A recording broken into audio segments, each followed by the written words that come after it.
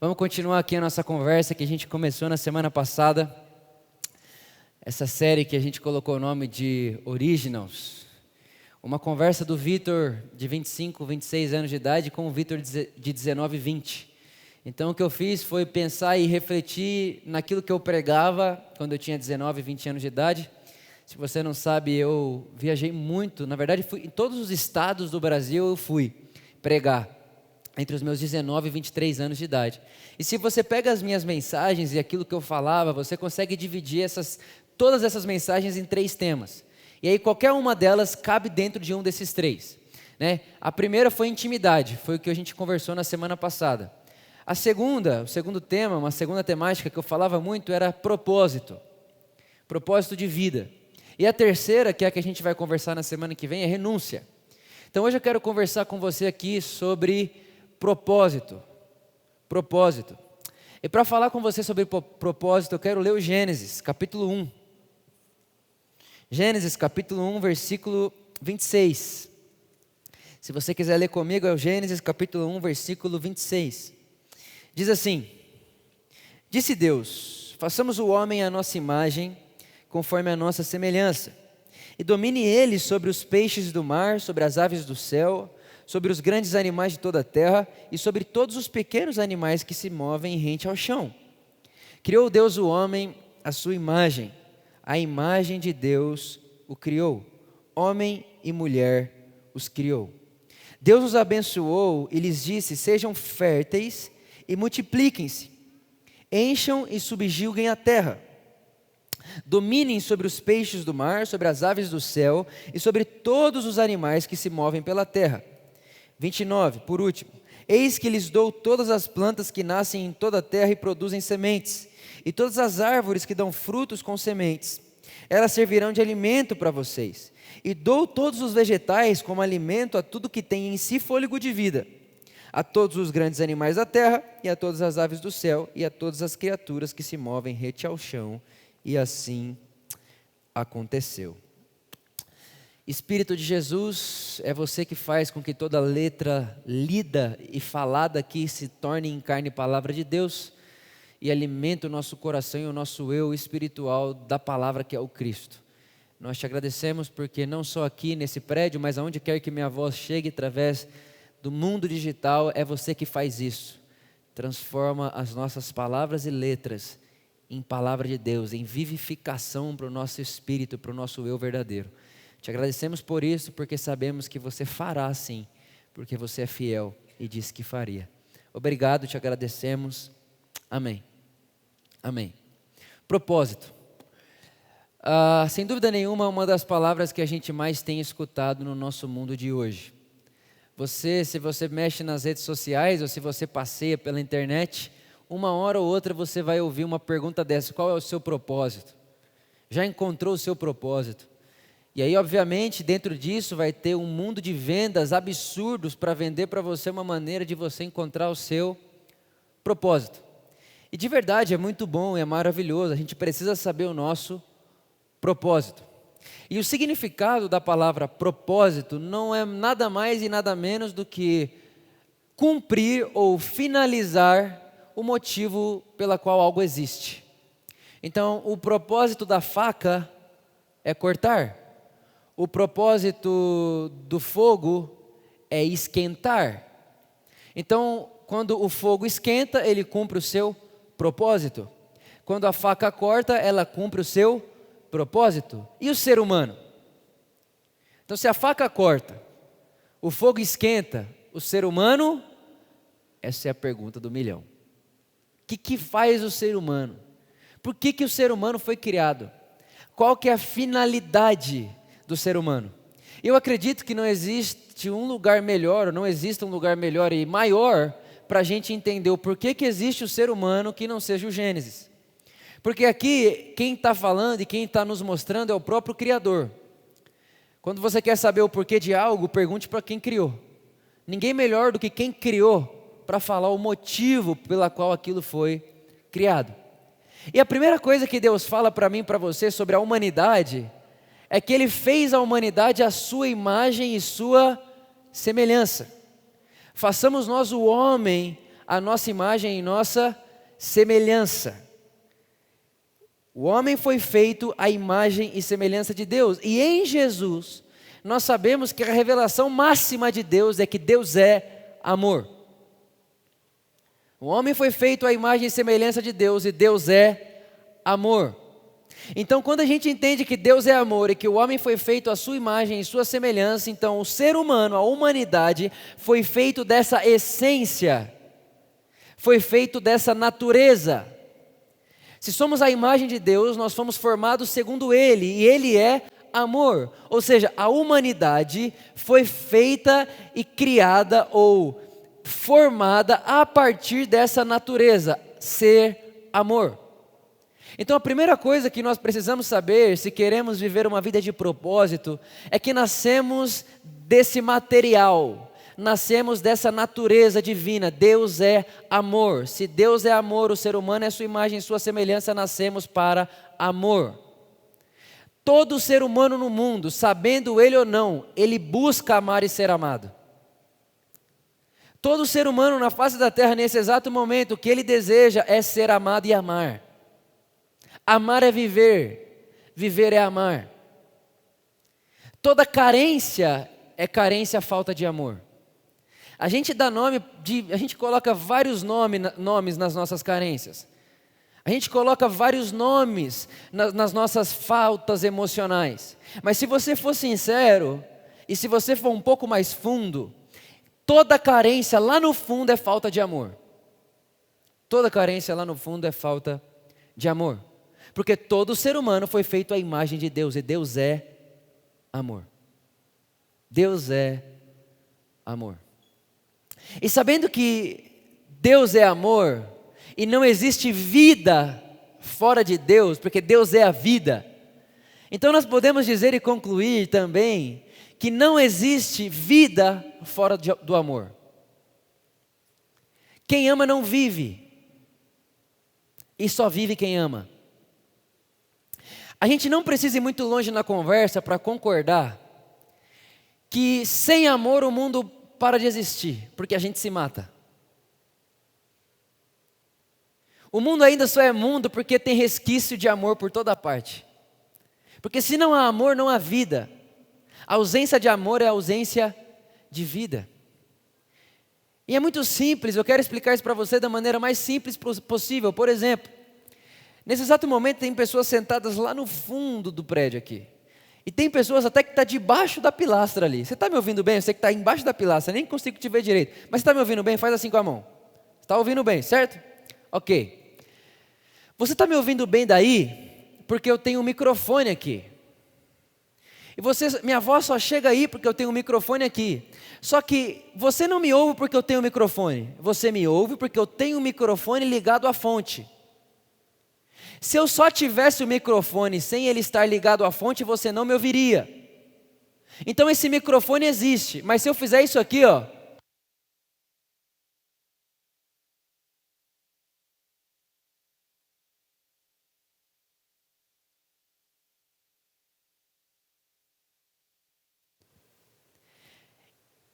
e na humanidade dá para existir sem viver. Quando? Quando se existe sem amar.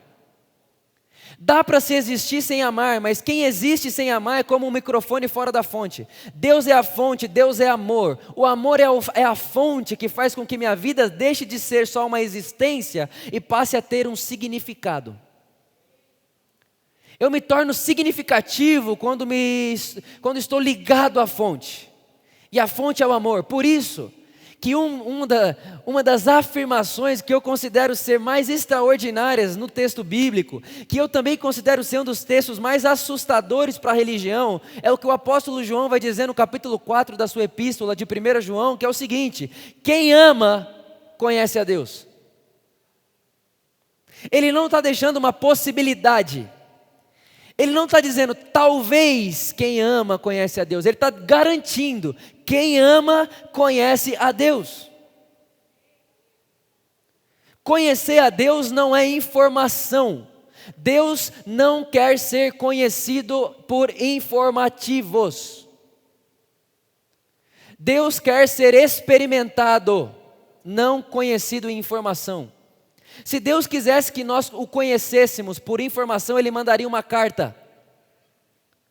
É por isso que a maior experiência de Deus é a vida do amor, porque Deus quer ser reconhecido nas relações amorosas. O próprio João vai dizer: ninguém jamais viu a Deus. Mas quando nós amamos uns aos outros, entre nós Deus está. Então é possível alguém amar sem ter a informação de Deus. E escute bem o que eu vou dizer. Em qualquer lugar do mundo, a pessoa sabendo disso ou não, quando qualquer pessoa ama, ela cumpre o mandamento de Deus. Sabendo disso ou não. E mais, em qualquer lugar do mundo, a pessoa sabendo disso ou não, quando alguém é amado, é com Deus que se encontra, sabendo disso ou não. Deus não é privilégio informativo. Deus é uma experiência de amor. Por isso, quem ama cumpre o que Deus deseja, e quem é amado se encontra com Deus. Em qualquer lugar do mundo, tendo a informação ou não tendo. Deus não escolheu se revelar, irmão, num texto escrito. Se Deus quisesse se revelar num texto escrito, Ele mandaria cartas mais claras. Deus encarnou. Deus se fez pessoa. Deus apareceu. E tudo que Ele disse foi: eu tenho uma coisa para dizer a vocês. E se vocês fizerem isso que eu estou dizendo a vocês, vocês vão construir sociedade. Amem o irmão de vocês, o próximo de vocês, como eu vos amei. Ame os inimigos de vocês. Ame quem te oprime. Ame quem violenta contra você. Ame a tudo e a todos à sua volta. E aí você vai experimentar a minha vida. E eu estarei entre vocês. E mais, Jesus orou e disse: Pai, o mundo reconhecerá que eles são meus seguidores, não quando eles estiverem na ponta da língua a informação escrita, mas o mundo vai conhecer que eles são meus seguidores quando eles amarem uns aos outros.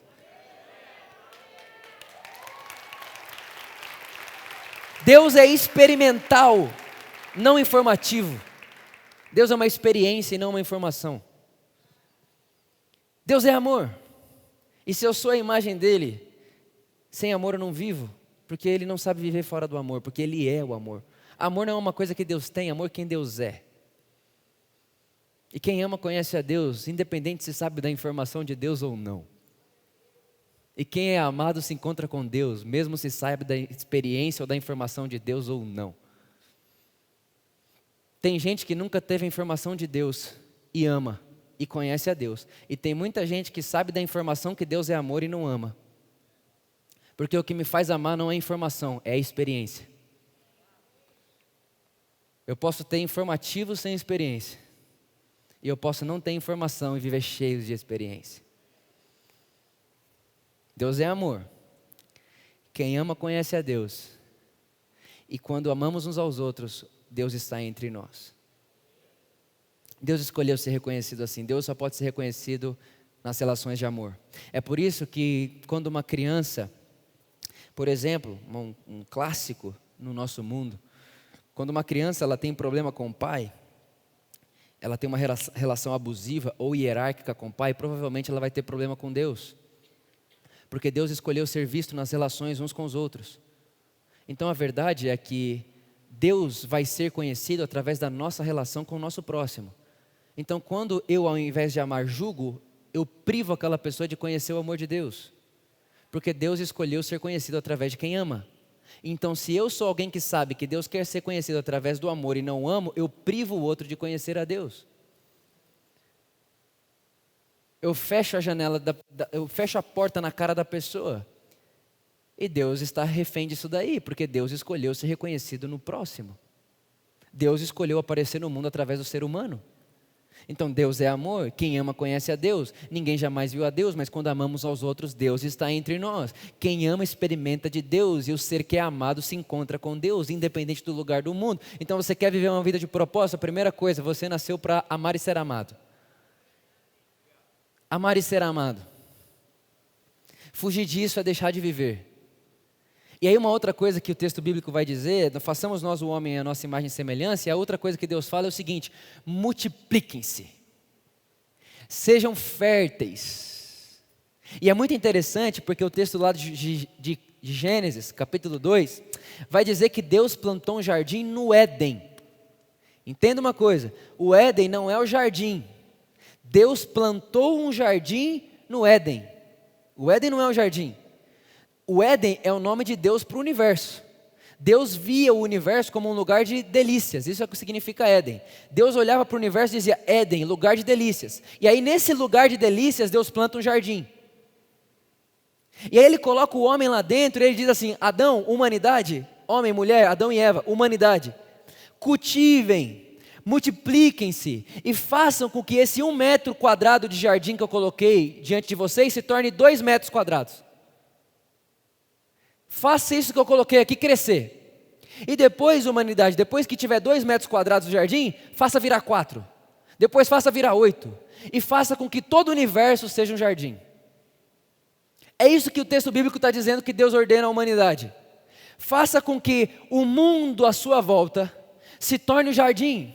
E o que é o jardim? Jesus nos responde isso na oração do Pai Nosso. Ele diz, Pai Nosso que estais nos céus, santificado seja o vosso nome, venha a nós o vosso reino, seja feita a vossa vontade assim na terra como é no céu. O jardim é o lugar onde a vontade de Deus é feita da mesma forma que é feita no céu. Mas entenda uma coisa, a vontade de Deus é feita no céu porque Deus está lá. Então se Deus quer que a terra seja como é o céu, Ele precisa colocar alguém como Ele aqui. Porque se o céu é o céu porque Deus está lá, a terra para ser como é no céu tem que ter alguém com Deus aqui. Então Ele faz você. Ele faz você. E aí Ele diz para mim e para você, Vitor, por amor, pegue esse 1 metro quadrado de influência que você tem e faça com que esse 1 metro quadrado à sua volta seja o mais parecido aqui agora do céu. Faça com que, Vitor, antecipe o futuro. Vitor, antecipe o céu. Antecipe agora. Faça com que o futuro apareça agora no mundo que você pode. Vitor, na onde você consegue colocar sua mão, aonde você pode influenciar, aonde você pode ter matéria, faça com que isso daí seja o mundo de Deus. Então, se nós queremos ser seres de propósito, a primeira coisa que a gente precisa saber é que Deus é amor. E nós viemos dessa matéria aí. Deus é amor e essa é a nossa natureza. Não amar é não viver. Não amar é existir. Viver é amar. Respirar é viver e viver é amar. Respirar é amar. É uma coisa só. Só vive quem ama. Isso é o que a primeira coisa vai dizer para nós. Façamos nós o homem à nossa imagem. Ou seja, humanidade é feito do amor. E quando eu tenho esse amor dentro de mim, eu vou passar a transbordar dele. Ele vai passar a ser uma reação externa a mim. E quando esse amor de Deus que está em mim passa a ser uma reação externa a mim, eu estou multiplicando o jardim da minha vida. Eu estava ouvindo uma pregação essa semana do Tiago Arraes, inclusive maravilhosa. Ele disse o seguinte, ele disse uma coisa ali que eu falei, gente de Deus, o que foi um negócio desse? Ele disse assim, toda ação cristã é escatológica. O que ele está dizendo é assim, toda ação cristã ou antecipa o céu ou antecipa o inferno. E eu não sei se você viu um vídeo de uma senhora religiosa evangélica, uma senhora, vozinha, evangélica, passando na frente de um ponto de ônibus, e tinha um homossexual sentado no ponto de ônibus. E essa senhora, ela olha para ele e ela começa a dizer assim, você precisa se arrepender, porque você é um filho do inferno. Você é filho do diabo, está aí esse vídeo. Você é filho do diabo, você tem que se converter, e tal. O que essa mulher está fazendo? Ela está antecipando o inferno. Porque o que é um inferno, se não um lugar de acusação, culpa e solidão? O que é o inferno, se não um lugar de rejeição? Então, naquele momento, quando essa mulher fala isso para aquele garoto, olha, você é um filho do inferno, ela está acusando, culpando e deixando ele sozinho. Ou seja, ela antecipa o inferno na vida dele. Porque a gente fica nesse negócio de que, não, Deus me livra do inferno eterno, esse negócio de inferno queimar lá o resto da vida. Irmão, deixa eu te contar um negócio, existem infernos agora. A gente fica com tanta atenção, vai que tem um inferno lá depois da vida, não sei o quê, e Deus vai punir. Irmão, deixa eu te contar, o Evangelho, Jesus nem fala disso aí. O Evangelho de Jesus vem falar dos infernos existenciais hoje, os que existem agora. Esse menino foi colocado no inferno num ponto de ônibus por alguém que se diz evangélica, seguidor de Jesus. E se é verdade que eu posso antecipar o inferno, também é verdade que eu posso antecipar o céu. Quando eu antecipo o céu? Quando eu faço aqui agora a vida que Deus faz lá. E a Bíblia vai dizer que tem 3 coisas que importam: a fé, a esperança e o amor. Mas a maior delas é o amor. Por quê? Porque no céu você não vai precisar de fé. No céu você não vai precisar de esperança. Mas tem só uma coisa, não são 2 nem 3. Só tem uma coisa que você aprende a fazer aqui que você vai continuar fazendo lá: amar. Por isso anteceder o céu é amar. Quem ama antecede o céu. Quem ama antecipa o céu. Quem ama põe o futuro no presente. Quando você olha para alguém e você ama sem esperar em troca, é o céu que você está antecipando. Quando você perdoa quem não te pediu perdão, é o céu que você está antecipando. Quando você anda a segunda milha, é o céu que você está antecipando. Quando você ora por quem te persegue, é o céu que você está antecipando. Quando você dá a outra face, é o céu que você está antecipando. Quando você dá o dinheiro que você tem, quando você repartilha o que você tem, quando você é generoso, é o céu que você está antecipando. Por isso que Jesus, o que Deus está dizendo para mim e para você é o seguinte: olha, você foi feito da minha matéria, eu sou amor, você nasceu para amar e ser amado. E quando você faz isso, você começa a fazer com que esse 1 metro quadrado da sua vida se torne 2. Através do quê? Através de antecipar o céu. Como? Amando, doando-se, fazendo o que Deus faz, trazendo de experiência para o mundo à sua volta a experiência que Deus deu para você no Evangelho. E aí, quando isso começa a crescer dentro de mim, eu começo a influenciar. Jesus vai dizer que é o reino de Deus influenciando toda a massa como um fermento levé da massa. A gente começa a pôr sabor no mundo. A pôr um sabor no mundo.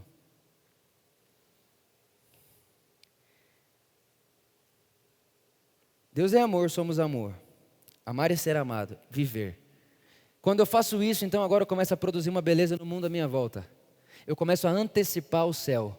Que seja feita a tua vontade aqui na terra como é no céu. No céu a vontade de Deus é feita perfeitamente. É amor. O governo de Deus é o amor. Por isso que eu falei aqui semana passada, amar não é um mandamento. Amar é um destino nosso. É o que fazemos aqui que continuaremos fazendo lá. Amando. Porque amor não é algo que Deus tem. Amor é quem Deus é. E aí, se você continua caminhando nesse caminho de propósito, eu penso que logo após você vai se deparar com Deus dizendo a Adão: não é bom que você viva só. Eu não sei se teve uma oração que eu fiz mais esse ano do que essa que eu vou dizer a vocês agora. Não sei, eu acho que não. A oração que diz o seguinte: Jesus, eu não quero ver o outro como o outro. Eu quero ver o outro como eu. Aquela experiência do Adão olhando para Eva e dizendo: essa é carne da minha carne, ela é osso do meu osso. O outro não é outro, o outro sou eu. Deus é outro, os animais são outro, Eva sou eu, Adão sou eu. Eu penso que se a gente quer caminhar de propósito, com propósito, uma das coisas que eu e você precisamos adotar na nossa vida é de fazermos coisas, escute bem, de fazermos coisas por pessoas que não vai voltar benefício a nós. Porque há quem diga assim: ah não, o meu propósito é minha esposa. Não, seu propósito não é sua esposa é sua responsabilidade. Ah não, mas meu propósito é cuidar do meu filho. Não, você pôs o filho no mundo, ele é sua responsabilidade. Não, mas meu propósito é minha empresa. Não, sua empresa é seu trabalho. Não, mas o meu propósito é estudar. Não, isso daí faz parte da vida. Quem tem propósito e não tem, estuda. Não, meu propósito é cuidar da minha mãe. Não, sua responsabilidade, é sua mãe. Propósito é quando você intencionalmente diz: eu tenho uma vida de Deus em mim, vou produzir a vida de Deus no mundo à minha volta. E Deus deu para mim sem esperar nada em troca. Então eu tenho um propósito. E uma das coisas que eu faço na minha vida de propósito é procurar algo para mim me doar, que não vai trazer benefício nem a mim, nem para os meus. Aonde eu posso pôr o meu dinheiro que não vai voltar para mim? Aonde eu posso pôr o meu tempo que não vai voltar para mim? Aonde eu posso pôr a minha atenção que não vai voltar para mim? Aonde que eu posso pôr o meu suor que não vai voltar para mim mais? Eu pagaria para fazer isso aqui. Eu pagaria para perder. O que é que faz com que eu e você façamos coisas que não volte para nós? E que não volte para nenhum dos nossos? Eu acredito que no caminho do propósito tem uma coisa parecida com essa, porque no caminho do propósito você não sabe mais ver o outro como o outro. Eu não sei se você percebeu isso, mas nunca teve tanta notícia trágica como as que a gente está vendo agora. E foi muito louco, porque no começo desse ano eu comecei a reparar que eu não via notícia, e realmente eu não sou muito antenado não. Mas quando eu via, só via. E aí, morreu quem? Não, mas morreu. E não, peraí. Eu só estou achando irrelevante, porque não é da minha família. Morreu 2 crianças lá na favela do Rio de Janeiro. Morreu. Não é morreu. E se fosse meu filho? E se fosse o seu filho? E se fosse sua família? Então eu penso que faz parte da vida de propósito que nós vamos viver, não passar pela vida do outro, tendo a dor do outro como alheia. A dor do outro não é alheia a mim, ela é a minha dor também. Então eu comecei a dizer, Deus, eu quero sentir a humanidade. Eu quero sentir a dor da humanidade e também sentir a alegria da humanidade. Eu não quero viver uma vida de ego. Eu estava conversando com um pastor que eu mais amo hoje no Brasil, facilmente. Ele disse para mim, Vitor, quem foi que criou o diabo? Eu pensei, é pegadinha. Quem criou o diabo? Eu falei, você está querendo me pegar, né? Ele falou, não, quem criou o diabo? Eu falei, eu não sei. Aí ele, Lúcifer. Aí ele falou assim para mim, Lúcifer, Deus criou Lúcifer. Quando você lê sobre Lúcifer, Lúcifer era um anjo de luz, cheio de beleza, cheio de coisa mais linda do planeta Terra era Lúcifer. Deus criou Lúcifer, o Lúcifer criou o diabo. Quando foi que o Lúcifer criou o diabo? Quando o Lúcifer quis deixar de ser nós para ser eu.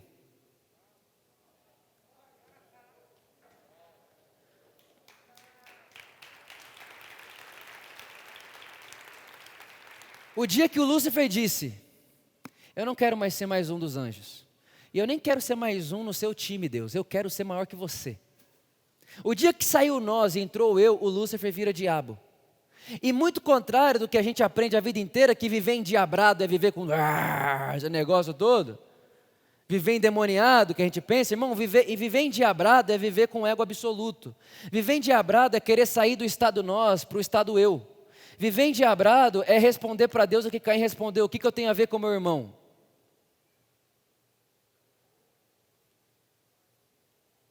Isso é viver endiabrado. E aí eu não sei você, mas eu já não consigo mais olhar uma coisa dessa e não pelo menos olhar e falar assim, não, peraí, eu tenho que sentir esse negócio que eu estou vendo aqui. Isso aqui tem que mexer comigo, que se não mexer, isso aqui sou eu. Isso aqui me representa. Isso aqui é humano quanto eu. Eu faço parte da família humana. Mas a gente na igreja evangélica, eu não sei você, mas eu aprendi que Deus guarda o crente. Então você fala, é crente? Não, não é crente, então não está debaixo da sombra do Altíssimo.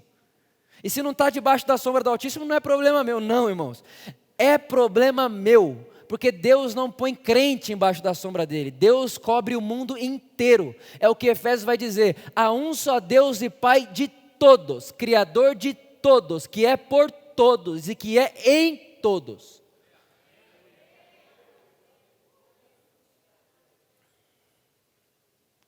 Vitor, mas por que morre então? Porque Deus é amor. E no amor há liberdade. Se Deus priva um de matar, Ele acabou de deixar de amar. Por que é tanto caos no mundo? Porque Deus é amor. A explicação do mundo é Deus ser amor. Irmão, amar é sofrer.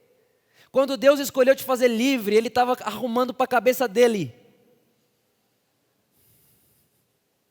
E aí eu entro no meu quarto ponto, já falei 3, não sei se você percebeu. Primeiro, Deus é amor, você é amor. Segundo, você transborda esse amor e multiplica a vida de Deus à sua volta. Você faz com que o mundo de Deus apareça à sua volta. Terceiro, enquanto o mundo de Deus aparece à sua volta, você já não vê o outro mais como o outro, mas você passa a se ver no outro. Isso também é propósito, isso faz parte do propósito, é a finalidade do ser humano. E a última coisa, que eu acredito ser talvez o fundamento para todo o resto, é que você vai se humanizar. Escute bem o que eu quero dizer para você aqui agora. Eu não sei se você viu, mas ontem eu me casei a segunda vez, com a mesma esposa, graças a Deus.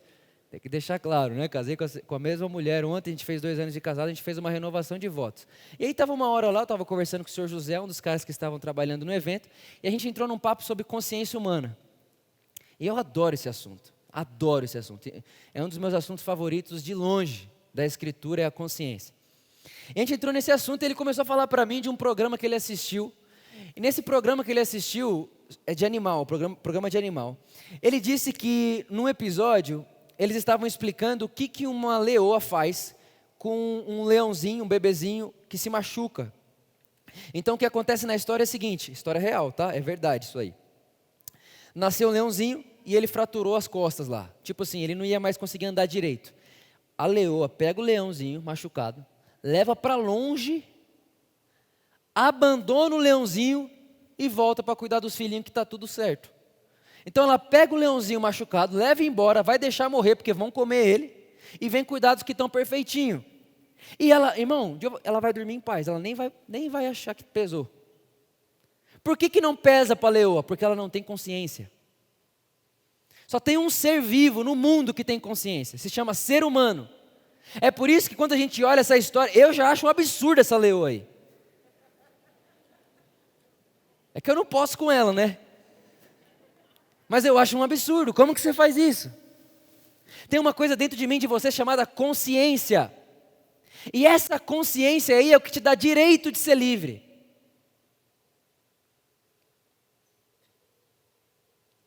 As suas escolhas definem o ser humano que você está escolhendo ser. Deus não escolhe por você, Deus te aponta um caminho. E nós que temos o Evangelho, nós que temos Jesus como Senhor, nós sabemos que o caminho de humanidade é Cristo. Nós sabemos que Jesus inaugura uma nova humanidade.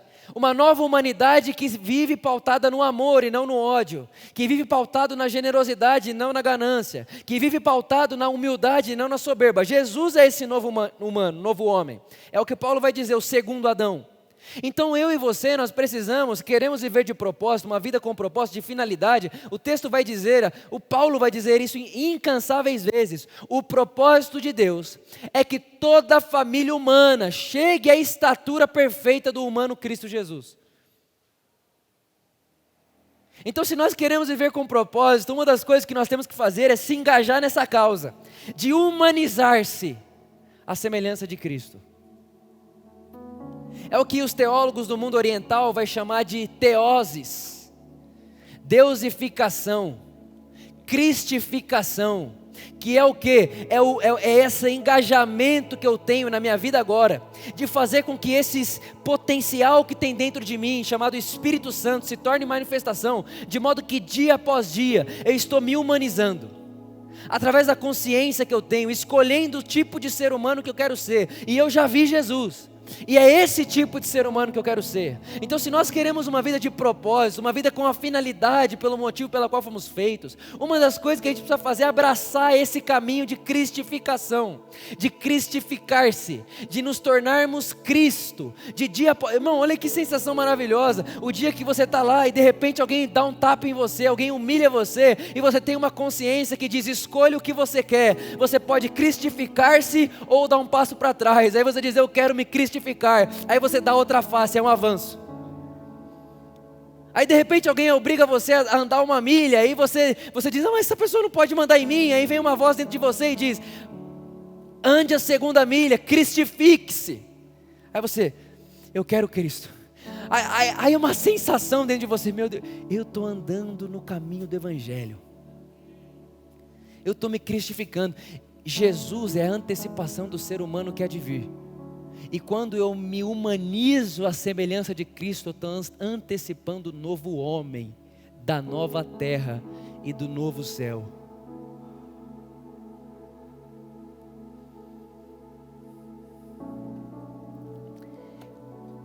Eu gosto da consciência, Porque a consciência é a prova de que nós viemos de outro.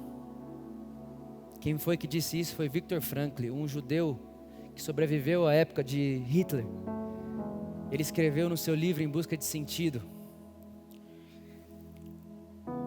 Ele disse que da mesma forma que uma criança nasce com um umbigo, e que ela nascer com um umbigo é o que prova que ela veio de outro, porque ela só comia porque a mãe comia, ela só dormia porque a mãe dormia, ela vivia a vida da mãe. Ele vai dizer que da mesma forma que a criança nasce com um umbigo para provar que veio de outro, nós nascemos com consciência, e isso prova que viemos de outro. Não tem como falar disso sem me lembrar de C.S. Lewis, um dos maiores teólogos contemporâneos que nós temos hoje. Ele disse, ele era ateu, não sei se você sabe disso, a história dele é bem interessante, ele era ateu. E ele disse que não se prova a existência de Deus, e realmente não se prova.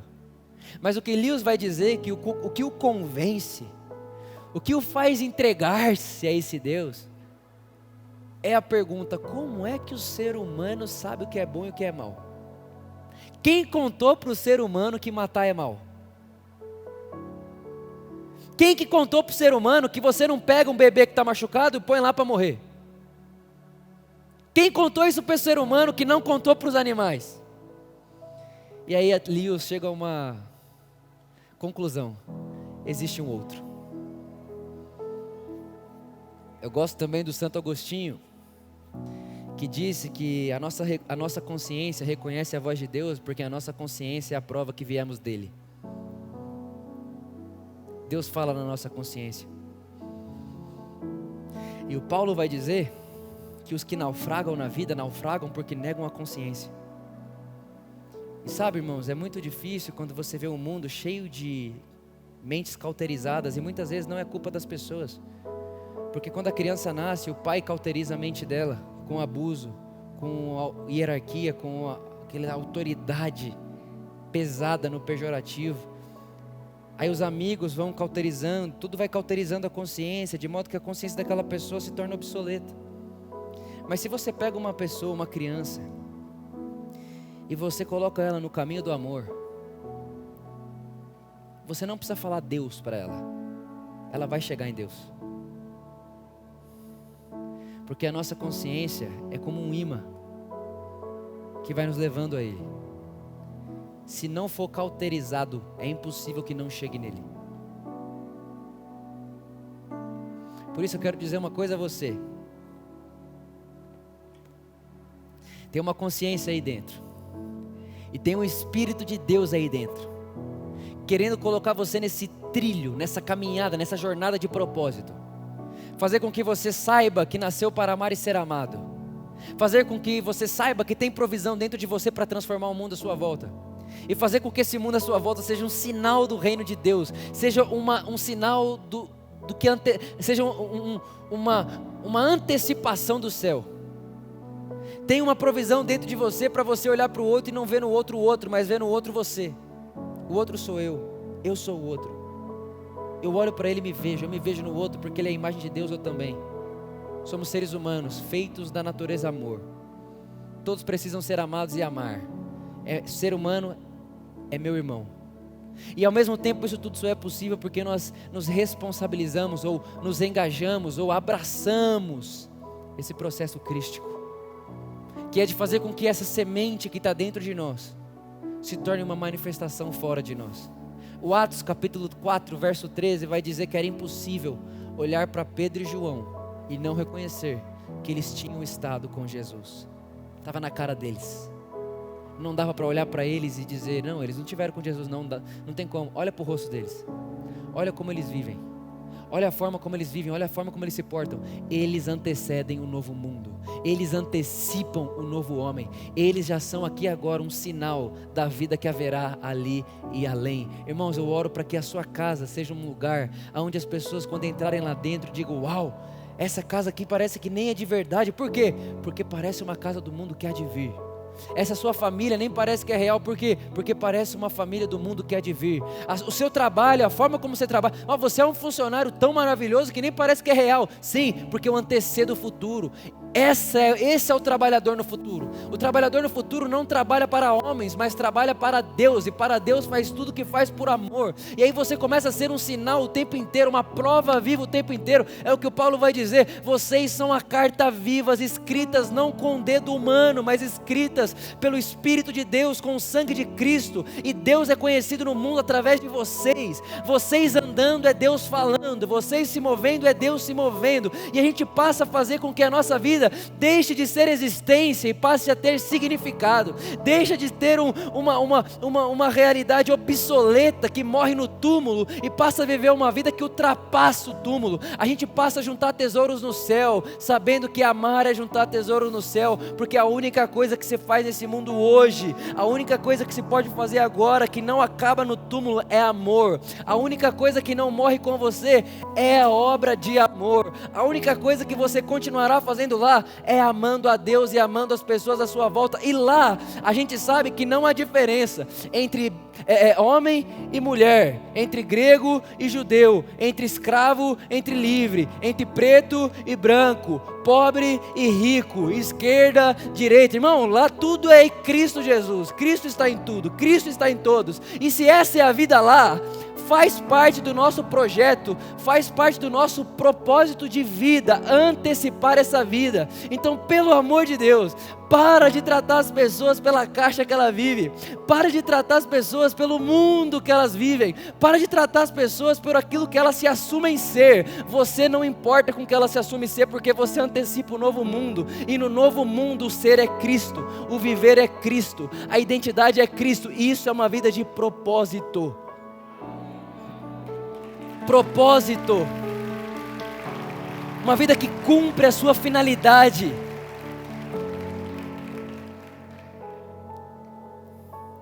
Essa é a minha oração por mim e por você.